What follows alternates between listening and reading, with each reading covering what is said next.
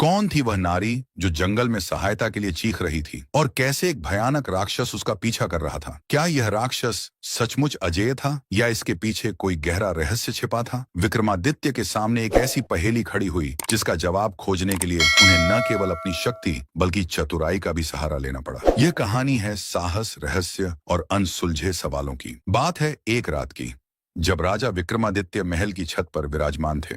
मौसम सुहावना था। पूनम का चांद अपनी शोभा बिखेर रहा था।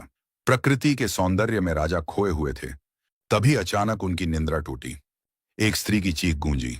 चीख की दिशा का अनुमान लगाते हुए उन्होंने सुना, कोई औरत लगातार चिल्ला रही थी, सहायता की गुहार लगा रही थी। उस अबला को संकट से बचाने के लिए विक्रम ने ढाल तलवार उठाई, अस्तबल से घोड़ा निकाला और तेजी से उस ओर रवाना हो गए। कुछ ही पल में वे उस स्थान पर जा पहुंचे। वहां का दृश्य देख उनकी आंखें चौंधिया गईं।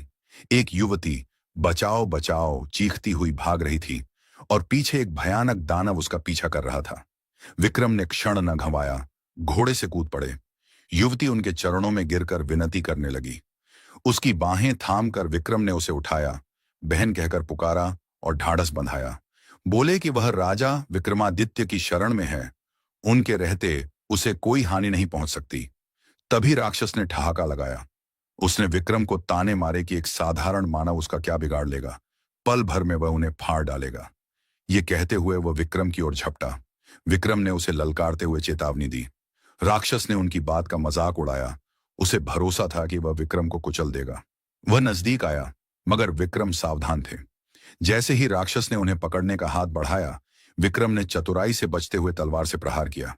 राक्षस भी चालाक था। उसने खुद को बचा लिया और दोनों में युद्ध छिड़ गया। विक्रम की फुर्ती और चतुराई के आगे राक्षस थकने लगा। उसकी शक्ति क्षीण हो गई। मौका देख विक्रम ने तलवार से उसका सिर काट डाला। लगा कि राक्षस का अंत हो गया, पर अगले ही पल उसका सिर फिर जुड़ गया और वह दुगुने जोश से उठ खड़ा हुआ। इतना ही नहीं, एक नई मुसीबत खड़ी हो गई। जहां उसका खून टपका, वहां से एक और राक्षस जन्म ले लिया। विक्रम क्षण भर को ठिठके, पर हिम्मत न हारी। दोनों राक्षसों से एक साथ भिड़ गए। खून से जन्मे राक्षस ने घूंसा चलाया, मगर विक्रम ने पैंतरा बदला। पहले वार में उसकी भुजाएं काटी, दूसरे में टांगें अलग कर दी। राक्षस दर्द से चीखा। पूरा जंगल गूंज उठा। यह देख पहले राक्षस का साहस टूटा। वह पीठ दिखाकर भाग खड़ा हुआ। विक्रम ने पीठ पर वार करना उचित न समझा। फिर वे उस युवती के पास आए जो भय से कांप रही थी। उन्होंने उसे दिलासा दिया कि डर छोड़ दे, राक्षस भाग गया है।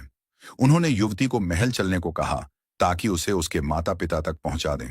मगर युवती बोली कि खतरा अभी बाकी है, राक्षस मरा नहीं, वह लौटेगा और उसे फिर यहां खींच लाएगा। जब विक्रम ने उसका परिचय पूछा तो उसने बताया कि वह सिंहूल द्वीप की रहने वाली है, एक ब्राह्मण की पुत्री। एक दिन सखियों संग तालाब में नहा रही थी। तभी राक्षस ने उसे देखा, मोहित हुआ और उठाकर यहां ले आया। अब वह उसे अपना पति मानने को कहता है। वह प्राण दे देगी, पर अपनी पवित्रता नहीं खोएगी। ये कहते हुए वह सिसकने लगी। उसका गला भर आया।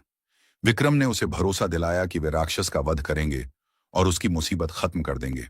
फिर पूछा कि राक्षस बार बार जीवित कैसे हो जाता है। युवती बोली कि उसके पेट में एक मोहिनी रहती है जो मरते ही उसके मुंह में अमृत डाल देती है। वह उसे तो बचा लेती है, पर खून से जन्मे राक्षस को नहीं, इसलिए वह मर रहा है। यह सुन विक्रम ने प्रण लिया कि राक्षस का वध किए बिना महल नहीं लौटेंगे, चाहे कितना भी इंतजार करना पड़े। विक्रम एक पेड़ की छाया में आराम करने लगे। तभी झाड़ियों से एक सिंह निकला और उन पर झपटा। विक्रम पूरी तरह तैयार न थे, सो सिंह ने उनकी बाह पर घाव कर दिया। मगर अगले ही पल वे सजग हो गए।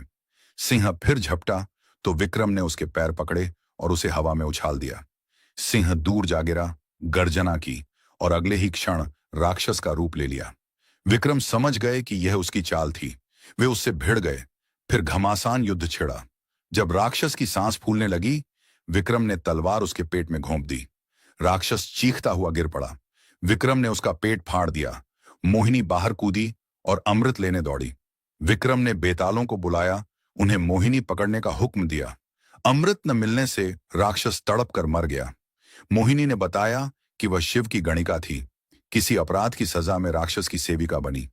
विक्रम महल लौटे, ब्राह्मण कन्या को उसके माता पिता को सौंपा और मोहिनी से विधिवत विवाह कर लिया।